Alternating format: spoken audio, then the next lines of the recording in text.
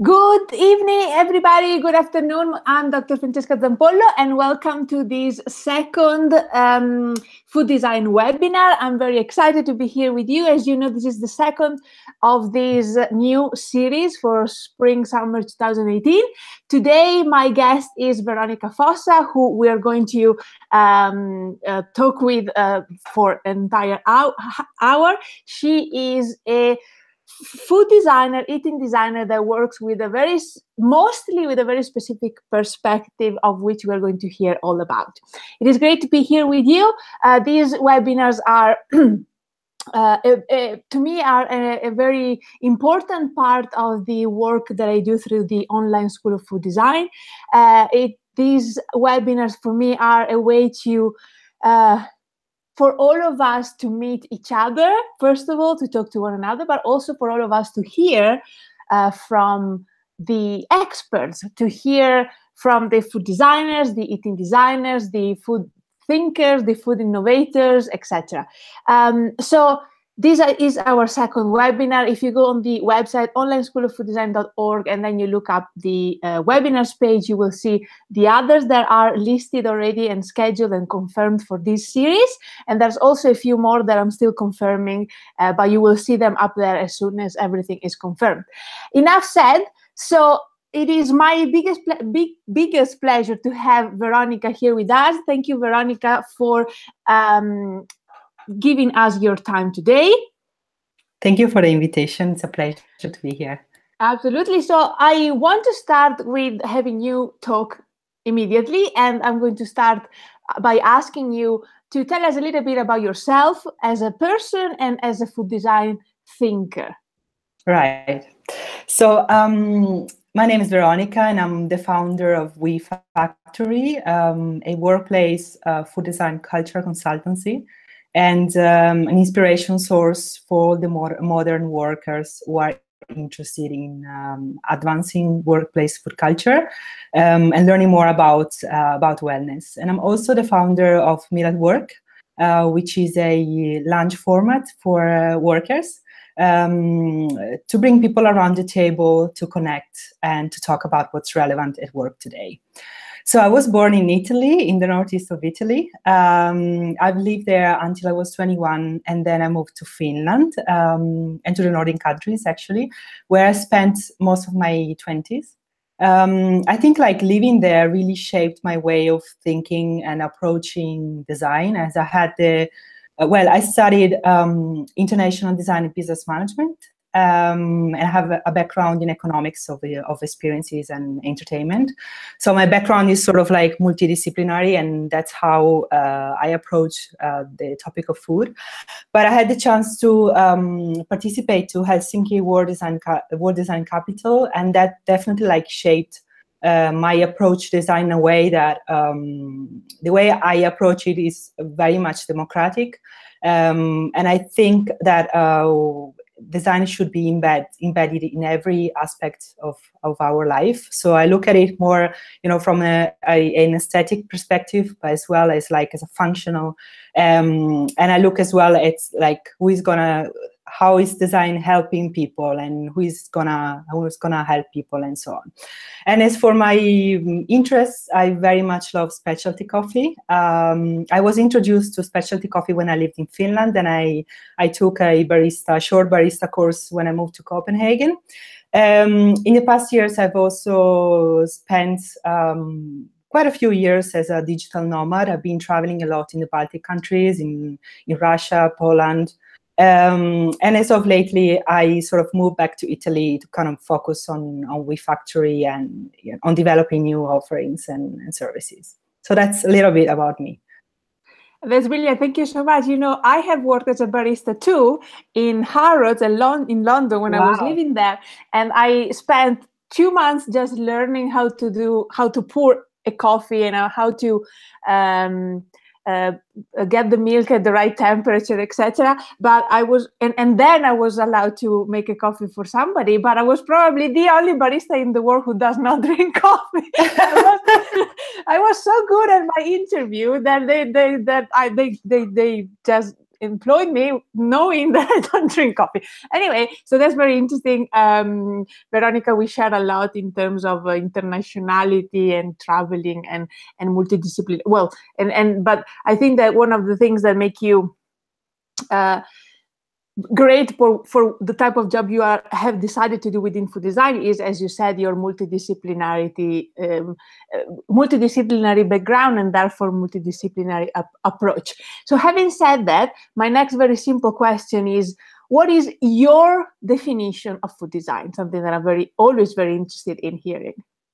Yeah, I get this question all the time, especially from people who are not familiar with the topic of food design. So the way I would define it is I focus on eating design, so on creating situations and eating settings for people, especially in workplaces. So I focus on the work environment, and I try to connect the values of a company and the vision of the company to actually facilitating how people connect with each other, or how I include people and so on. So it's mostly about like eating design connected to the design of the space, both from an intangible and a tangible perspective. Brilliant. So having said that, what do you think, from your own perspective, which is the one that you just explained, what can food design do for humanity and for the planet? I think as food designers, or as food design thinkers, we have a big responsibility to try to prevent food waste. That's a big topic. I was researching much more in depth just recently, as on the Instagram page of We Factory, we created an Instagram series called Company Canteens. So we focused on company canteens that are interesting from different perspectives, like from the sustainability perspective, from how the interior space is created and which kind of choices they make in terms of sourcing the food and showcasing chefs and so on. And actually, I found out that 1/3 of the food produced worldwide goes to waste. And that's insane. And I think, companies have a big responsibility in that sense. And of course, as I focus on the work environment, that's the major thing for me. And then as well, I think food design has the responsibility to connect people. We are really lucky, we can do this thing, and people from all over the world can listen to us. They can tune in and ask the questions and so on. But then as well, we are facing a major disconnection from each other. And I think, of course, food is the easiest way that brings people together, and they connect. Food can connect people around the table. So in that sense, I feel like I have big responsibility to bring people around the table. I had a few toxic experience in work environments, and I feel that food can really has this major power if connected, to the facilitation, to different tangible and intangible ways that trigger people together, and so on. So, is this the thing that thrills you the most about your job? Because my next question was going to be, what is the thing that you do or you think about in your work that makes you excited to wake up in the morning and go to work? Well, when I'm thinking about this question and thinking about my multidisciplinary background, I was never really focused on one thing only. I've been really curious all my life about different topics. And the way that I decided to niche We Factory into a workplace food design consultancy last year. And in that sense, there are a few things that thrill me the most in the morning. The first one is I enjoy very much visiting workplaces. I love seeing how people work and the setup and how people connect and how the break room looks like, though very often is not that fancy as one might think. As well as, visiting the offices and checking how the vending machines look like and which kind of products are displayed, and hearing the experience from workers and then talking with the founders and so on. So that's one aspect, visiting the workplaces. The second one is talking to people. which I think you also share in this sense. Last year, when I relaunched it with Factory, I decided to start a series called Workplace Wisdom, where I interview people who are somehow in different ways, like innovating the workplace. So this could be psychologists, work designers, chefs, baristas, and I ask them like, how are you advancing food culture into the workplace, and how is work changing, and so on. And that's a big aspect. Like I get to talk with people who are spread in all corners of the world, and that's amazing, you know. And in that sense, like I feel like I can create a community. And the third one is the workshop part. I love seeing how people transform. You know, when they join a workshop, they have certain expectations, and then they get to do the work and they connect with each other, and that's amazing to see how people transform. That's the most rewarding part. That's beautiful. You're absolutely right. I do like talking to people as well, and that's one of the reasons why we're here, and that's probably the reason why you're here too. Yeah. But yeah, everything you say makes sense, and in the things that I've done, in the workshop that I've done also, as you said, that you think you're there, you kind of forget that you're there to give them something because you're so overwhelmed by everything that you are receiving sometimes. But anyway, Yeah, so absolutely. before I move forward, I forgot to say something to all of you before, all of you who are watching right now. Please tell us where you are from where you are connecting. Veronica and I are both in Italy at the moment. So where are you from? What time is it there? And also, what do you do? What is your involvement with food design? What is your work within food design?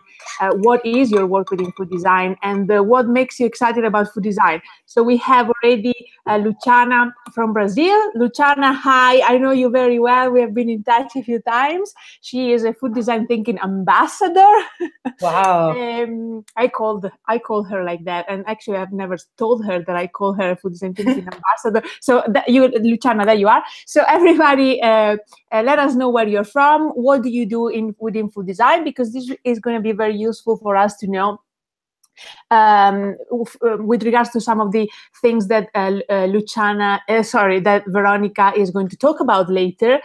So we would like to know where you are. What do you do within food design? Okay, right. So my next question, Veronica, is this. So in your website, we can the website for WeFactory. We can learn a few things about what WeFactory does, the work that you do. But there are two questions that you ask in your website. You ask them as triggers, I think, but I think that they are wonderful thinking starting point that I love to discuss here. So in your website you ask, and I am asking you now, why is it so important to intervene, to invent new purposeful services and products? So this might seem one of those questions, well, of course, well, it's important because, innovation. Yeah, but why? This is why I love this question. Why is it so important to invent all the time new purposeful services and products? And we know that many of the products and services that are invented are not that purposeful. So why is it so important? And then you continue asking, moreover, how do you make time for it on a daily basis? So I think this is a beautiful thinking starter, and I think it's something that it would be lovely to talk about, and especially I want to hear from you, your perspective. All right. So I will split this question into two parts. I will start from the need to invent new purposeful products and services, and then I will move to the second part. So last month, I will give you an example. Last month, I was in Milan for Milan Design Week. I curated an event called Workplace and Coffee, where basically I presented one service, the Workplace Food Check, which is going to be on the website in the coming days. And then I did a panel, I moderated a panel called Brewing Strong Work Culture, which was related to the topic of specialty coffee and work culture. And well, of course, I had some time to walk around, and I've been going to Milan Design Week for like the past 10 years. I even wrote my bachelor thesis on the impact of Milan Design Week. So I'm quite, I've been going around to different exhibitions and looking at the products and so on. And what like the first impression I had was like, wow, there are so many products. There are so many chairs, so many lamps, so many gadgets of this and that. My question was like, who is going to buy all of these? It's very much related to the big issue of food waste, because eventually, like, we keep on creating new products, but the thing is, like, are they created because there is a need for such a product? Are they created in looking at the perspective of who is going to use it, and is it going to make someone's life better? Or are they just, there because the industry, like the design industry, is sort of forcing designers to keep on producing new things? And I think or are they there because the companies have the need for more money? Exactly, and I think I've been reading not long time ago an interview with Patricia Urchiole. She was actually mentioning the problem that designers can't really keep up with this much production of design items. So when I think about, creating something purposeful, my perspective is like looking from a design thinking perspective and looking at who is going to use this product. I think we don't really need to create new products or services if there is no need for it. And actually, sometimes I also do that mistake of thinking, like, from my own intuition and from my own inspiration, thinking that someone might need that specific service. And in the past, I've been, creating different things and then putting them into the market, and then it was like, and then nothing happened, because I sort of didn't start from the starting point that there is a need and there is a market, and the market might be ready and they might not be ready. And the main question is, like, of course, is this service going to improve someone's life in a certain way, or is it gonna solve certain need, or is it's gonna help someone advance in their life? So when I talk about purpose, I talk about this, and as a entrepreneur, I feel that running a business has I feel I have a responsibility, like, towards the environment, and towards socially, like, to the people that I employ, that I work with. So of course, when I do business, I also try to be very conscious on how I print the marketing materials, or how I communicate, and so on and so forth. Like, I mean, it's very much all connected. So to the second question, which was related to how do we make space to eat every day, right? Well, I think, I'm not sure whether it's very much a cultural thing, because as Italians, I feel that it's very much part of how we conduct our day. Was that the question? Yes, it was. How do we make time for it on a daily basis? Perfect. So I think, in the workplace, there used to be that concept of the company canteen, of the lunch break, and people would bring from home the bento box, or schiscetta, how we say, like, in Italy, and that was some kind of like holy moment for people to get together and to get to know each other and so on. And I think I hear very often from people that they start a new job and they get all the access to digital tools that help them, that facilitate them doing the job.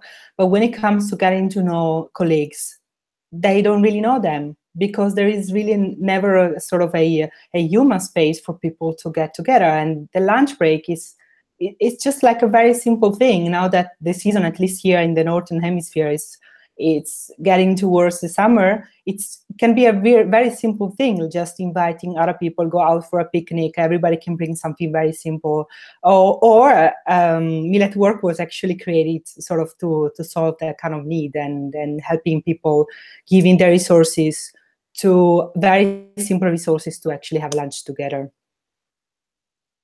Yeah, absolutely. And you're touching upon Meal at Work, and it's coming up in in a couple of questions, and it's one of the things that I'm very excited to talk with you, because I think what you're doing makes a lot of sense, as you are anticipating right now.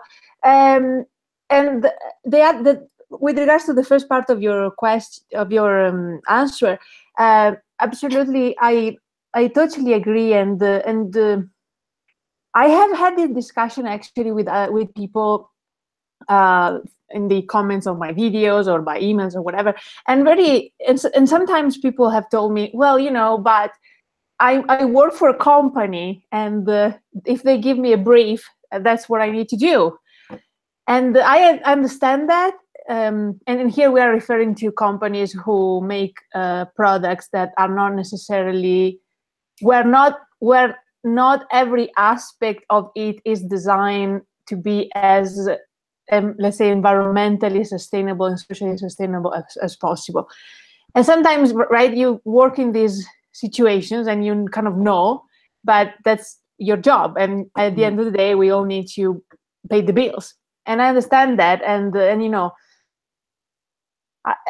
we should do what we should do. We should do what we can do. But what is important is that the conversation has started, and more and more and more people are discussing, let's call it purposefulness, as you put it in your own website, and as you put it in your own word, the purposefulness of products, instead of designing another cafe, another chair, another sandwich, another plastic something. So the conversation is started, and you listening to the conversation and you wanted to participate in the conversation, even if you don't have the privilege probably of working as a freelance and you kind of can do what you want, you still try and have the courage to bring the conversation to your boss or to your manager or whoever it is. So this is important. And the other thing that I was thinking is that when we think in terms of designing stuff that makes sense, which is something that I've always brought in my personal discussion, in my words, I always talk about designing stuff that is meaningful. Meaningful, or in your case purposeful, but stuff that means something to people, to the environment, to whatever, but that means something really, instead of just designing another thing and another thing and another thing. I kind of feel that in doing this, very often companies are kept back a little bit because of this heritage that we still have of user-centered design. The user is at the center of our design process, as it should be, but I think that the message of user-centered design, and I want to hear from you what you think, even though we are deviating a little bit, because you have very much a design background like I do. The user is so much at the center of our design process that it has become like a little child that we cuddle and cuddle and cuddle, and we have to make everything for him or her, and he or she has to do everything needs to be easily available, and everything needs to be as beautiful as possible, etc. And sometimes we put the user so much at the center of our design process that we forget to put in the middle a little bit the planet, for example, which is this house, this home that we share, and that we should keep clean and beautiful for our kids and grandchildren, etc. And I was thinking about this before when you talked about, for example, that in companies' canteens, you found that there's a lot of waste as well. And I'm imagining that the company throws away food easily because they want to have the food on display always to be the freshest and the most beautiful. And so food waste is the easiest way to obtain that, and it's done without any care for what it means to actually throw away stuff, and why food so easily, from being perfectly edible, becomes waste instead of a different type of resource. Yeah, this is a long question, which is probably not even a question, but what is your point of view in this? I think, first, I think that we should always remember that we might be designer, producer, creators, and so on, but we are also consumers. So we can take a stand, of course, and we can decide whether we want to purchase a plastic bottle or whether we want to purchase a bottle. I'm not going to show the brand here, but I brought a bottle that can be refilled as many times as one wants. And as well, I think that all brands that are socially responsible are doing pretty great. So I think I was introduced to this topic last year as I had the opportunity to join the Ashoka Changemakers, which is a network for social entrepreneurs. And I got to know this really interesting world of companies who are, for instance, that are like for-profit, but they committed to be companies for benefit. So they care about the environment, they care about how they treat people, they care about food waste. So to be certified B Corps, they need to pass certain tests that are related to all these topics that we talked about. So I think in my job, I try to educate and attract certain kind of customers and clients and people who share the same approach to consuming and purchasing, and that are interested in in advancing and sharing the same mission. Of course, that's not always possible, but I think it's also like the movement is spreading, and more people are interested in products that are, for instance, when you think about specialty coffee, for instance, like it's a movement that is supporting transparency from the source, like from the farms, wherever they are in the world, to the whole chain, so that farmers are paid fairly wages, and as a consumer you get a certain product, and you know that you are supporting a certain type of economy.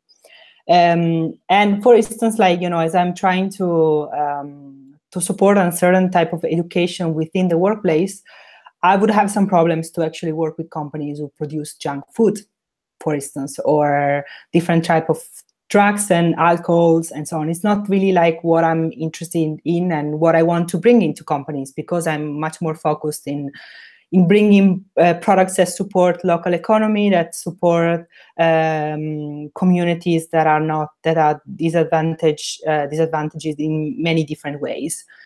Yeah, I don't know if I answered the question. Like, we could definitely like talk for hours about this topic. It's really fascinating. But I've been talking and thinking about this so often, and it really matters to me as well.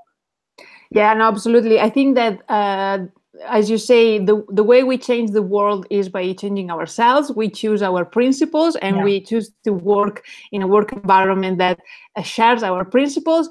And from another perspective, the way we change the world is by talking about these companies and putting the attention on these companies. So maybe we should do another webinar about that. But moving on, I wanted to talk about something else that is very big in the work you do, and very fascinating and important. So some of the work you do with your clients involves explaining and showing them the liberating and creativity triggering aspects of playing with food. So would you share with us your insights on this? Yeah. So I have a good example which I also used in my TED Talk.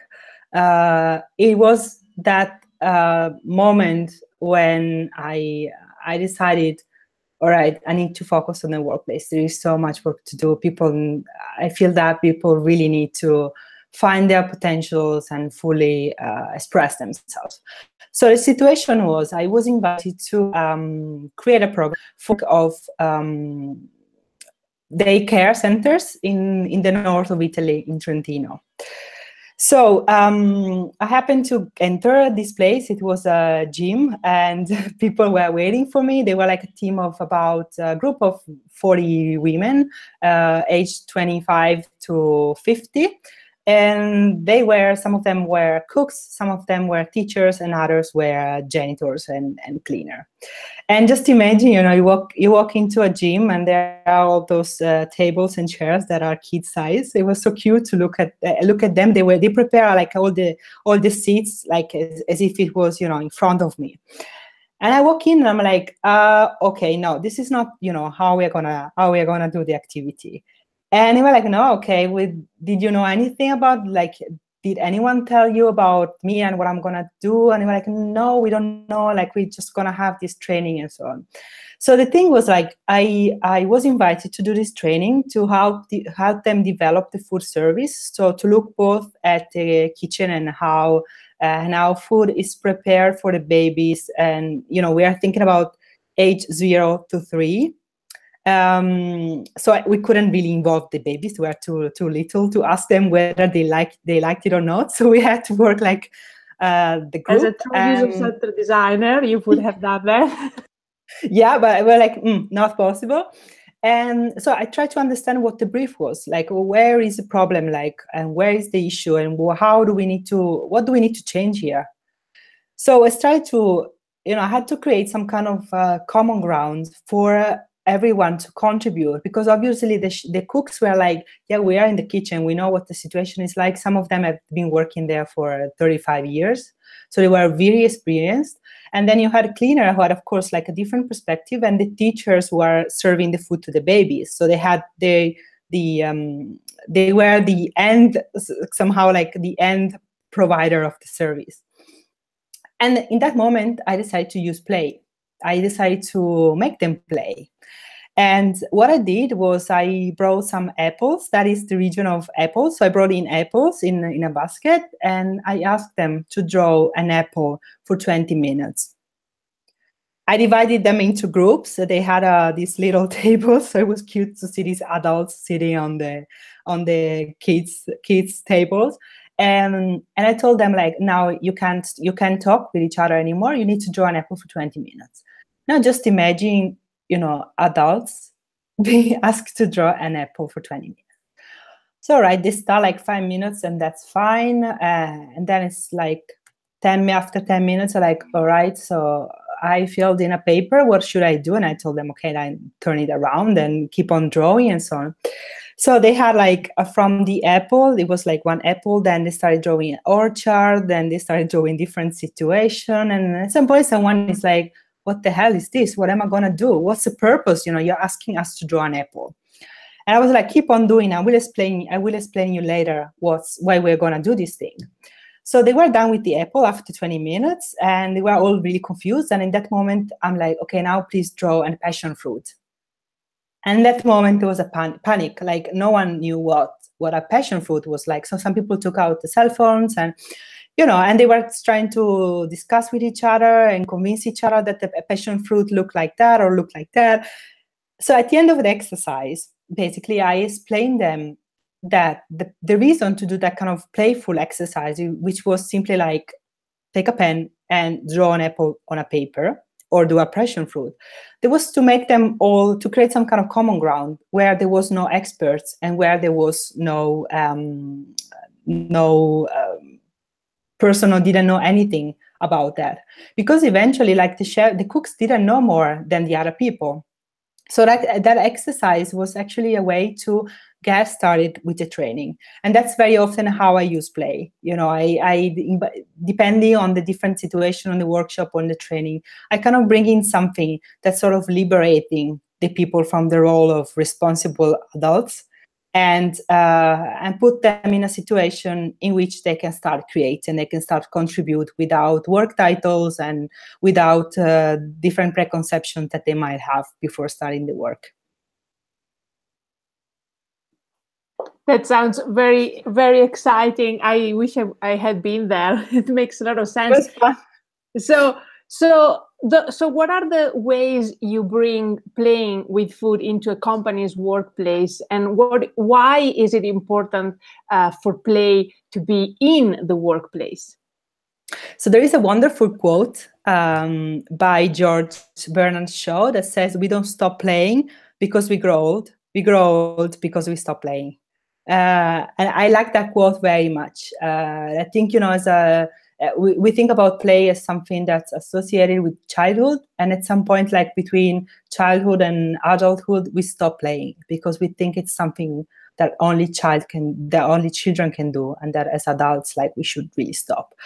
So it's really important to bring play into the workplace because it really feeds our imagination. It helps becoming creative, and that is an example. For instance, like it can help develop problem-solving skill set, as well as like improve mental health. So very often into the workplace, when I look at the space, there is really no space for play. It's just very often a space for being productive and for delivering the work and do the work that you're asked to do. So unless you're working at Lego or some other few future forward and creativity based, yeah, exactly, Google or Airbnb, where there is very much space for play and inspiration, then workers seems to find their creativity in some ways. So in that, like, I try to create situations with food that very much depend on the needs of the company and the kind of problems or how they want to improve the work environment. And those might be as example, the example I mentioned right now, or it could be like that they're asked to draw, or they can go out in the city and source different things. They can cook together, or then we can create different type of rituals for people to come together. Or I like very much in workshop, putting some lively music and then ask people to dance so they can release some tension. There are different, of course, like different methods, but I've noticed that it totally changes how people do the work. Then I've tried both way, trying to, especially when I enter into some very conservative places, and they're like, no, we can't do that. And then I've tried with these types of activities that I can work as icebreakers, or that they can help release tension or brainstorming. But they're really, really helpful. I love doing them. Then it's fun, for me as well. That's lovely, and it's true. I mean, the people who have been developing design thinking for decades have it right, also, right? Because they too bring playfulness and fun into the process to trigger design thinking, and that's absolutely what you can find in food design thinking also, because that's what creativity likes. But I have, because I'm very much into food design thinking, I think of playfulness as a way to trigger creativity for that specific purpose of creating something, a new product, a new whatever. But you are also reminding us of the importance of bringing playfulness in our daily life, because creativity is in our daily tasks as a whatever job that we do.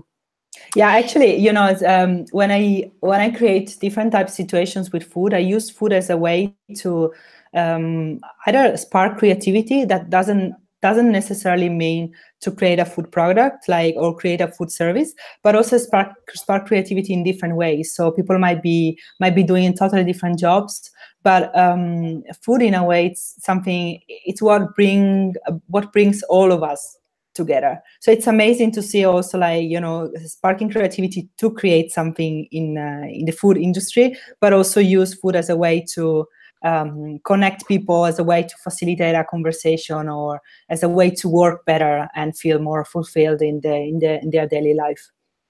Absolutely. So let's move to let's start talking about meals at work now. At work now, because I think this is going to bring together everything we've just talked about. So tell us a little bit about the story of how this very exciting project came about. Yeah. So Meal at Work is a lunch format for organization that helps connecting people, bring them around the table, and help them talk about topics that are relevant at work today. And it started last summer because I somehow, I've always created workshops, or I've done one-on-one consulting. And at some point I started thinking like, yeah, I want to spread this message. I want people work better in workplaces. I want to create something that's somehow collective, that's community based. And in the past, I've always facilitated meetings like breakfast when I used to live in Helsinki and later on. So I really missed that kind of, community thing. And then also I was doing research and I started collecting different data related to how many hours we work on average. And I was like, that was crazy, 97,000 hours between like 18 and 65 years that we work. And also I came across a research by the New York Times magazine where basically it showed that 62% of people have lunch at their desk, which is called, like, it's a phenomenon called desktop dining. So I started like, putting everything together and thinking like, yeah, I want to create something that, I want to help people actually avoiding this desktop dining and making sure that they sit around the table together as teams. So I was like, okay, let's start somehow. And it was a bit crazy because I started reaching out to people I knew, people I thought were really curious and innovative. And I told them like, hey, I know you work in this company. We want to do this meal of work in November, and the 17th of November. And we want to focus on gratitude because it's a topic that we should definitely, talk about. And I want you to collect together your team, and I want you to eat together. I'm going to send you all the material, toolkit with instructions on how to invite people, on what to talk about, suggestions on what to cook and how to eat, how to pull all these things together. And some people were like, okay, sounds cool, I'm going to do it. And some other people found it out on social media. So eventually on the 17th of November, we were like about 14 organizations in 10 different countries in all 5 continents. So it was pretty amazing. And actually I have a few pictures to show a bit what happened on that day. So this is the food we cooked at We Factory HQ. So we had a very seasonal meal with cannellini beans, hummus and carrots. And there was a pork fillet. Then Amelia, who is based in Atlanta, it was her first week of work in a university. And she decided to create a meal to get people together because she didn't know her colleagues, and meal at work became an amazing opportunity for her to get to know her colleagues. And then this is another company. They had some visitors from the East. Just a second. Can you still see the? Now everything is black. I think because you put the there you are. That's you now. Okay. Just a second. No problem. All right. Now you should see it, right? I'm still seeing you, and then now I'm seeing myself. Oui. No problem. All right. There you go. Perfect. Yeah. And this was the different situation. They had some visitors from, can't remember, was Japan. Yeah, Japan. So they had a meal together, and then of course coffee. That was in Tuscany. And here is a company in Estonia. They actually create digital apps, the different apps to improve work life. So this was very much connected, and they enjoyed the experience. Yeah. So, all right. So it was it was a great experience actually, and it was as well a little bit crazy somehow. people participated and they had fun, and somehow we tried to keep all together and understanding, what happened. So this was the starting point. We of course learned so much from the pilot, and now we decided to continue with Meal at Work. It's gonna be some concept that is gonna be available for companies all the time, and there's gonna be a toolkit. And can I talk already about what we learned? Sure, it was my next question, so go for it. Absolutely. And remind people also how they can participate. And in the description of this video, there's already all the links, but if you have some specifics for what people can do or should do to participate, please do that also. Absolutely. So the website is mealatwork.org. Where we're going to release as well a new site in the coming weeks, hopefully. And we are going to find all the information there, but at the moment you can simply register to the newsletter. We're going to send the newsletter when we are ready with the release. So basically what we learned from this pilot was we had a few people who eventually on that day decided to not do it anymore. And I understood that basically, I reached out to employees asking them hey, please get your colleagues together and so on and so forth. But perhaps they didn't really communicate to their employers that they wanted to do that activity and that they thought it was valuable for their teamwork. It was valuable for their daily life at work.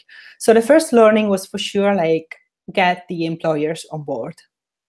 So making them aware that they're going to do that activity. And then the second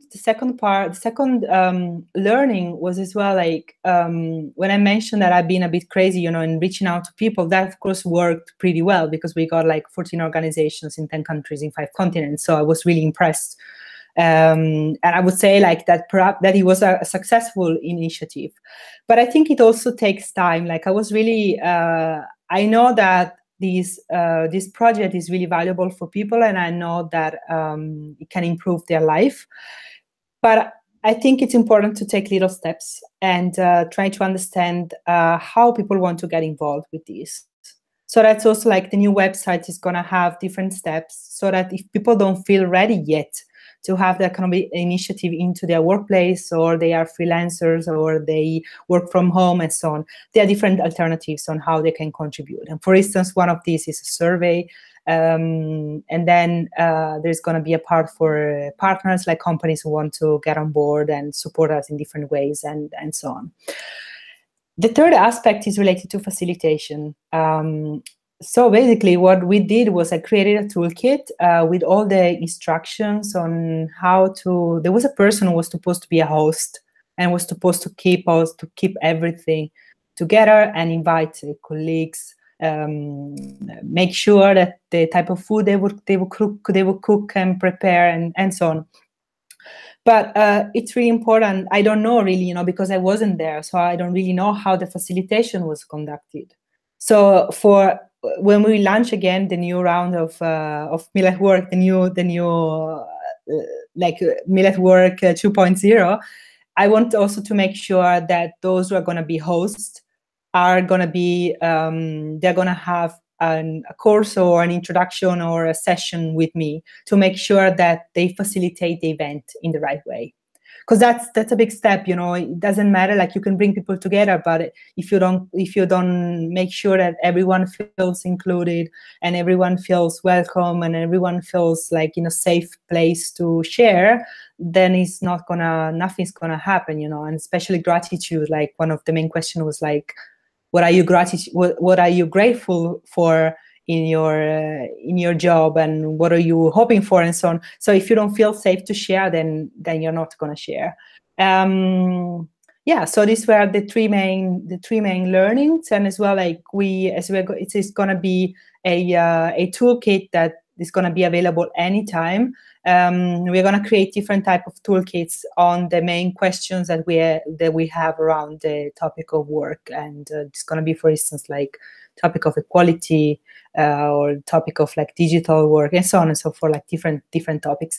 And the next International Day is going to be in November, the 16th of November. But if you sign up to the newsletter, you're going to have all this, you're going to get all the information there. Brilliant. So people do go and sign up. And I think this makes a lot of sense. This project is, I think, it makes a lot of sense because, first of all, you're giving this to people. So you are thinking it and then you're giving it to people so they can make it on their own. And I think this is very empowering for people. But I think that also it's important because in so many types of jobs, of so many different types of jobs, the situation is always the same about me eating alone at lunch. And it was for me the same when I was a lecturer in university. And I don't think that people think that a job as a lecturer is so much similar to a job in any type of company, right? Where you just have a lot of desk job to do. But for me, it was the same. I ate at my desk all the time.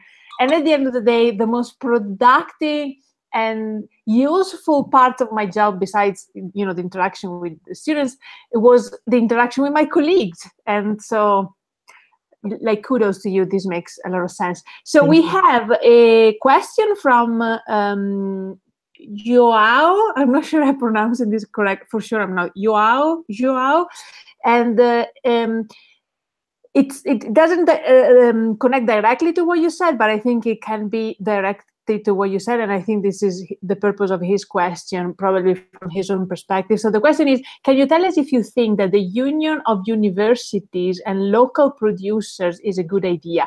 If you think so, how do you do the first approach? I wonder if he's talking about Miller work in particular, or from the perspective of a university in general, or probably from the perspective of a canteen of a university which operates as a company, basically. So what do you think? Yeah, I think absolutely. I mean, there is one example which can be used as a case study. I'm talking about the University of Gastronomic Sciences in Italy, in the northwest of Italy. And they have a canteen where they have chefs coming in, rotating, and they use products from the local region mostly. So absolutely, it's totally possible. I think at some point one needs to start somewhere. It might be if you are a student, go talk to the people who are in charge of the food, of the canteen, of the catering, and try to bring your perspective. You can also ask to do something like some pop-up and see how it works.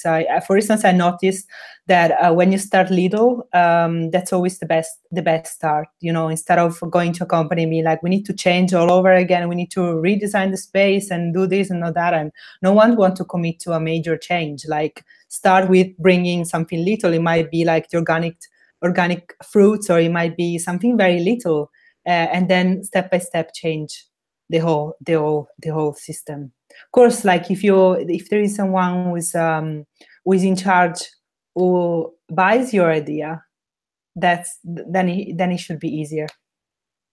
Definitely. So I think Joao, I'm going to say Joao. I'm sorry if that's not how Joao, I'm not sure. I think that at the end of the day, the connection with local producers is good for everybody. So if it is a university or any other type of company, it makes sense. As Veronica said, starts from, okay, thanks. Sorry, he's saying thanks a lot for your opinion. It helped me a lot. So whether you connect local producers to a company, to a university, to whomever you want, that makes sense. And in a university, it can be used as a teaching opportunity. Many universities have a gastronomy and culinary arts department. Others have a design department that are talking about food and using food as a material more and more, so definitely. And this is going to be useful for you, Veronica, later on for the question that I'm going to ask you. But I know Luciana has a background, if I remember correctly, in food engineering, and she is now running a food consultancy company. And João, he's Portuguese, and he is doing a master degree in design, and he's trying to create a new system based on delivering food by bike. So that is his approach to food design now. So with this in mind, and to kind of go towards the end of this webinar, there are a few little questions that I want to ask you. So in the beginning, I asked you, for example, what can food design do? But now I would like us to look a little bit at the future, and to look really to give suggestions to those people like Luciana and João, who are listening to us, and those who will be listening to us later, and those who want to learn this thing that food design is, and how food design can be done. So instead of what can food design do, if you look at the future, we should ask, what should food design do? So what are the issues that food designers, given their skill sets, so given their background, should tackle? So different food designers, people who are approaching food design now, have a food engineering background, design background, culinary arts background, whatever type of background, management, etc. So given their skill set, of course, what are the issues that they should tackle? What are the spaces and the territories that you think, from your perspective and experience, food design should expand to? I think in the future we are still struggling with food waste, and I think it's going to. We need definitely to work on that. And expand the food waste topic into environment where food is not the major thing. So as well, for thinking about hospitals, schools, public sector in general, work environment, but as well, I think very much as well in a perspective of people moving to big cities. I think it was a United Nations report from last week saying that 2.5 billion more people will be living in cities by 2050. So I mean that's a massive amount of people who are moving to cities. In that sense, we should make sure to make food available for people and accessible as well. I think at the moment I have a bit of problem with everything that's considered healthy and superfood and all this movement, which is not really accessible for most people. It's very niche, something that only those who have a certain income can afford.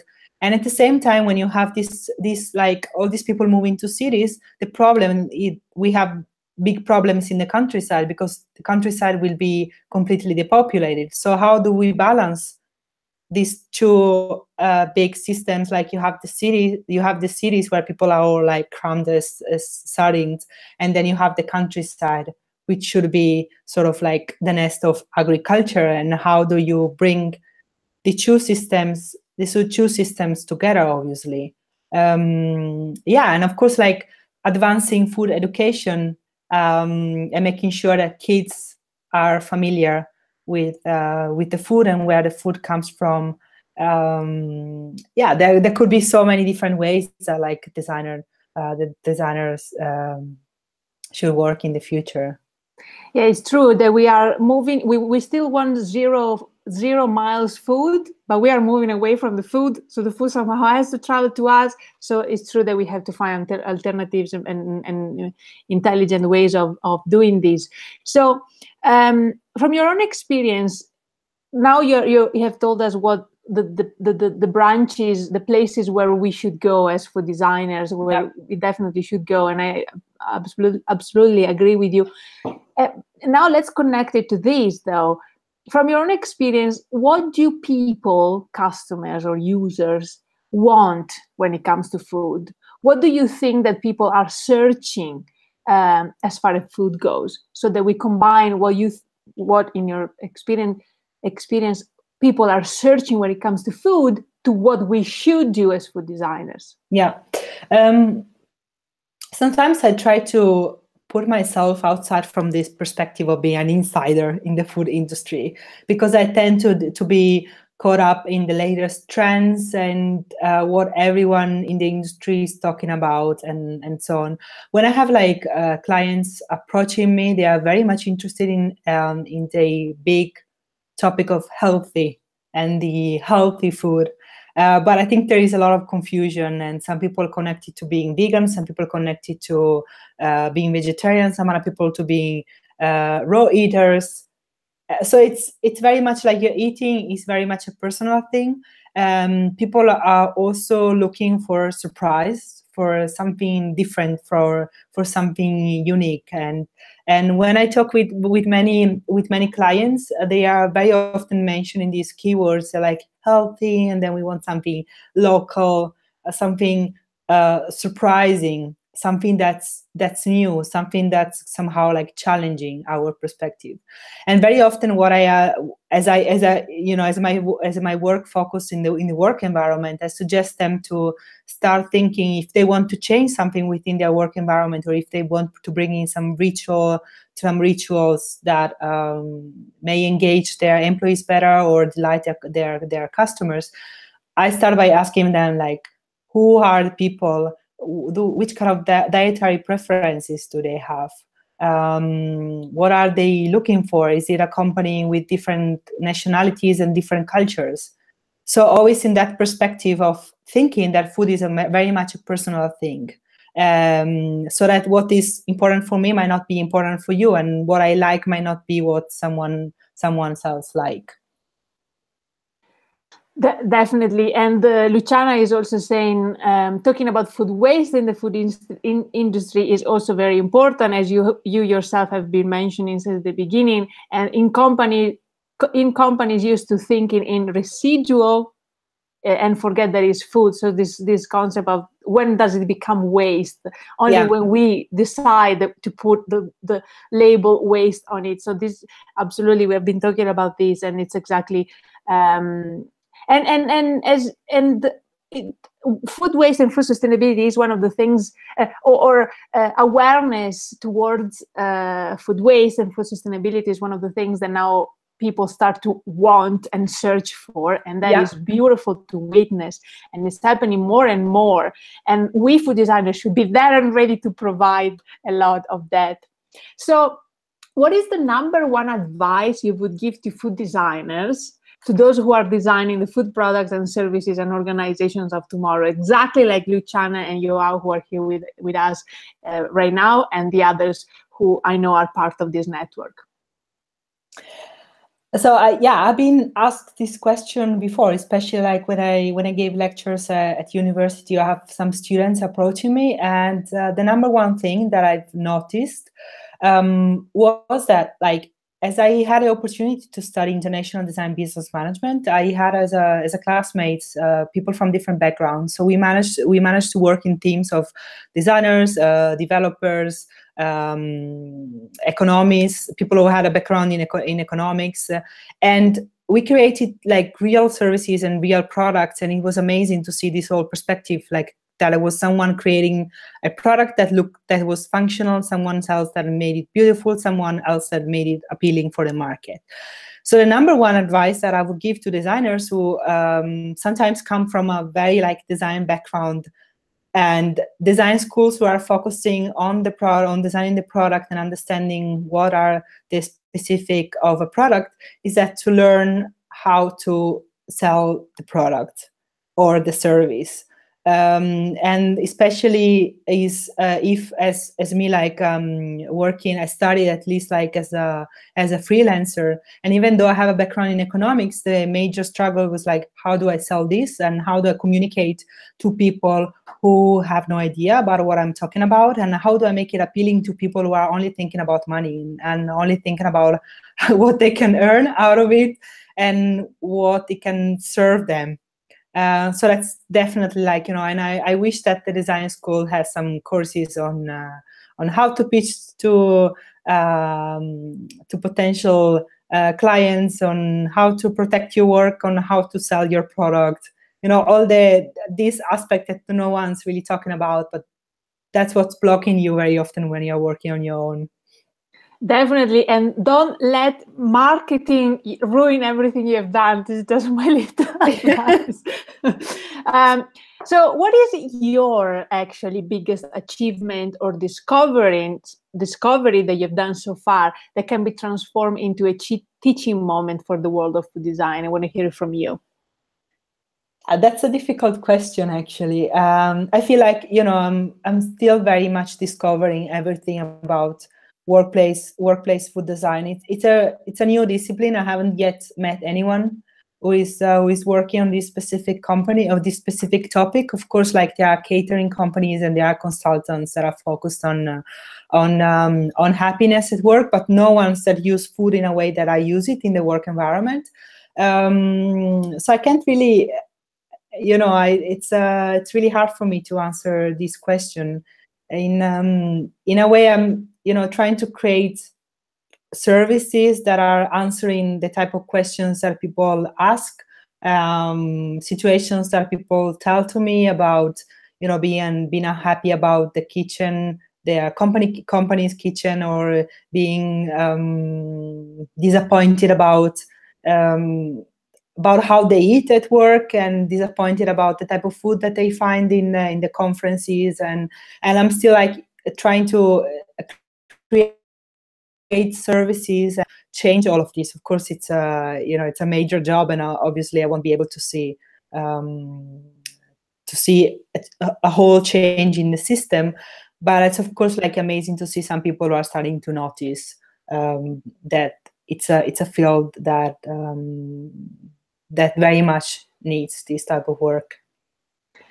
Absolutely. And since you mentioned it, let's remind people that this is exactly what you can do for their company and for their conferences. As you mentioned, part of your job with WeFactory, if I'm correct, is you go into the company or the conference and you design ways for them to propose food in various ways that make sense with everything that we have talked about. And just a little thing. You always saying absolutely a big amount of projects stop right there in the crucial step when you have to sell the service or product. If you're a freelance, absolutely. But even if you work within a company, you can come up with all the fantastic ideas that you want, and then those with the checkbook in their hand are going to come in often, and so that's why. Exactly, and that's why I like how you said that it's beautiful for a consultant from the outside, or whomever starts a project, to start from a small project, and let other people be inspired by the project, exactly like in meal at work that you're doing. Select a few people that are very excited and let those people's excitement excite everybody else. Start with a small project and let other people be excited by that project and spread out. And if you work within a big company, do the best you can. Yeah, absolutely. And in the starting point for me usually is like, okay, let's set up a call and let's go through all the challenges that you have in your company. And then from there, I might suggest like, right, we need to redesign the whole concept, or we might need to change something very little. And then from there, when you start seeing some change in how people feel, then that's the starting point. But people need to see, like, fortunately, not everyone is the early adopters and not everyone is a believer. So you need to go, through all of that. Definitely, but don't stop searching. So I want to bring it out again. We started very broad, and we went into the specifics of your work, and now I want to finish going broad out again. And I want to ask you, how do you hope to influence the world of food design in the future? Right, that's a good question. I like it. So with WeFactory, I'm transforming it into a platform that is a sort of a source of inspiration and provider of tips and tools to advance food culture in the workplace. So my hope is to make a big impact on the workplace, on that kind of field and to advance food culture.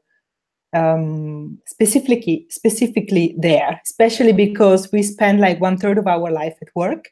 So regardless whether we are freelancers or whether we work from home or whether we work in huge corporations or a small family business, I think we have the right as humans to have access to decent food. Is at the base of the pyramid of needs. So we shouldn't think as people that food is something that we can have in our leisure time, or we can have that we can have for breakfast before going to work. But how about those 8+ hours that we spend at work? Why is it something that's so taboo, and why is it something that no one talks about? And why do we settle for junk food or for something that doesn't make us productive? Because there are tons of studies that show that when we eat better at work, we are more productive, we feel better, we produce more. So that's an advantage, of course, for companies. But as for ourselves, like, we just feel better, and that's gonna have that has an impact in how we live every day. So that's my mission. That sounds great. Well done. Thank you so much. Thank you. So we have 2 or 3 more minutes more, because I know that you need to leave. And so the first question that I asked you was I asked you to talk a little bit about you as a food designer, but as a person also. And I want to finish talking about you as a person, which is, of course, half of you is also a designer and a food thinker. But I like to always come back to the fact that I'm a person, you are a person, Lucas and Luciana and everybody on the chat room, we are all people. And I like to always bring it down to the level of humanity, which, I don't know, to me, when we show and when we experience each other as humans, then we experience each other as experts even better. So to go back to that human level with you, I'm going to ask you a question that for some people is actually very personal. For me, as I've said before, it's a window into somebody's soul. And so my question and it's something that I simply like asking everybody I meet. And the question is, what is your most meaningful food and why? And of course, when I say meaningful, I don't mean your favorite food, but the food that means something to you, the food that has changed a little bit your perception of food. Yeah, that is a difficult question to answer, actually, because I have many. So originally I thought about polenta, but that would be my last meal. But then I decided to go for ricotta, which is an Italian whey cheese, which is made of either like a cow, sheep, goat, or I don't know, it's like whey, which is actually left from the production of cheese. And at the moment, I'm on a high protein diet, so that's the only cheese I can eat. And it's amazing because at the moment I'm based in the northeast of Italy, so I'm quite close to the mountains. So I have access to ricotta, which is produced from different. Like I can choose. One day I go to one cheesemaker, and the next day I go to another one. So I taste different ricottas. I have like three or four types a week, and they all taste differently. And especially I love how during the summer I go up to the mountain to visit different malga, that has like little huts around 1,500 meters over the sea level, where they produce cheese and where they bring the cows to graze during the summer. So it's amazing because I usually buy ricotta there, and I try to guess what the cows ate. And you see there is such a difference because the ricotta is like tasting like grass and tasting like flowers. It tastes so much better. And I have quite a few memories related to ricotta. It also happened when I at some point I lived in Moscow. I decided to bring ricottas to my closest friends, and I said, I'm gonna bring ricotta from Italy. They were like, wow. And that was the moment, like when you couldn't bring any food from EU countries and so on. So I brought it in my suitcase, and I brought the ricotta for them. And I remember this like Russian friends eating ricotta from the box and like with their spoon. And actually, you know, I never had ricotta that way. I always had it like with a fork and with a knife. So it was interesting to see that perspective. And then again, I offered ricotta to another friend who visited me last year. She was like, why don't we put some orange jam on top? That is a good idea. You know, so it's always, I love seeing how something as simple and as well as healthy as ricotta, you know, is creating different type of situations and different like ways that people interpret how to eat it. Oh, I love it. Thank you so much, Veronica. That is actually a beautiful story. And when you mentioned milk as, I mean, my heart just melts. So thank you so much. That's beautiful. So just very quickly, I want to include the comment that Luca said, and it's about something that we were talking about before. It explains why all business companies at Silicon Valley, the food is free and high quality. Well, yes. Well, we're talking about Silicon Valley. I think that over there is quite they are a bit more forward in terms of productivity and all its aspects, including life of people who work there. Mm-hmm. So I just want to conclude. We have to close because I know Veronica has to go because she has a life differently from myself. So I still have a few moments. Like if there are some questions, I'm happy to. Okay, yeah. So guys, if you have questions, throw them out there right now so we can read them. Otherwise, in the description of this video, there are ways to contact Veronica directly if you have questions for her, or if you have questions for me. Of course, you know all the ways to contact me. I'm everywhere, so just shoot a message or something. So as Veronica is also, of course, who isn't nowadays. So actually it's beautiful to be connected like that with the virtual way with all our Instagram and Twitter, but you remind us that sometimes it's also very important to sit down and eat a meal together and share our experience. So maybe that's what we should do next. We should design international dinners for food designers to have round tables and just chat about food design, but while we eat, of course. That sounds great. That sounds also okay. I'll start thinking about it. You're always saying I would love to see more conferences like this in Portugal. I don't know, conferences is in brackets, so I don't know if you mean more webinars like this or more conferences that talk about food design. And I think that actually there was a conference in food design in Portugal a couple of years ago. Yeah, Lisbon, right? Right? Were you actually there? Yeah. You were, right? No, I wasn't. I wasn't there. Weren't?